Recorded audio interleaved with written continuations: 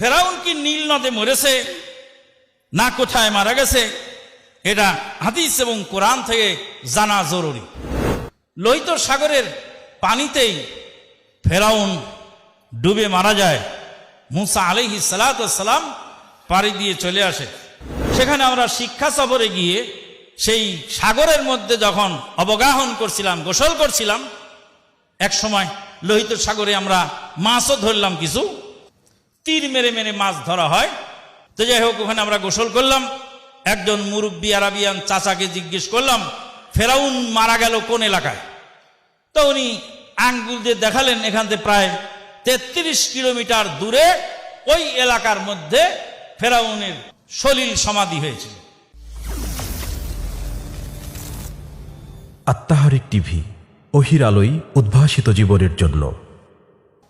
ফেরাউন কি নীল নদে মরেছে না কোথায় মারা গেছে, এটা হাদিস এবং কোরআন থেকে জানা জরুরি। ফেরাউন কি নীল নদে না লোহিত সাগরে? আল্লাহ পাক কোরআনে কি বলছেন?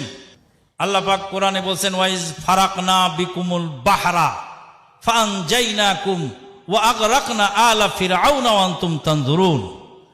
যখন তোমাদের জন্য সাগরকে বিদীর্ণ করা হয়েছিল, সাগরকে বিদীর্ণ করা হয়েছিল, আল্লাহ পাক সাগরের পানি ভাগ করেছিলেন। বাহার মানে কি, সাগর না নদী?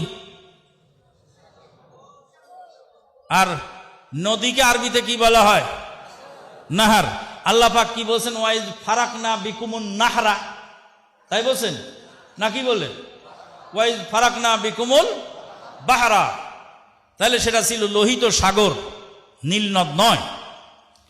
লোহিত সাগরের পানিতেই ফেরাউন ডুবে মারা যায়। মুসা আলাইহিস সালাতু ওয়াস সালাম পাড়ি দিয়ে চলে আসে। আমরা একবার শিক্ষা সফরে গেলাম ইয়াম্বু আল বাহার, সৌদি আরবের মদিনা এবং মক্কার মাঝখানে লোহিত সাগরের পার দিয়ে যে রাস্তা, যেখানে আছে রাবেগ, আল্লাহর নবীর মায়ের কবর, ওই এলাকায় আবোয়া নামক একটা জায়গা আছে।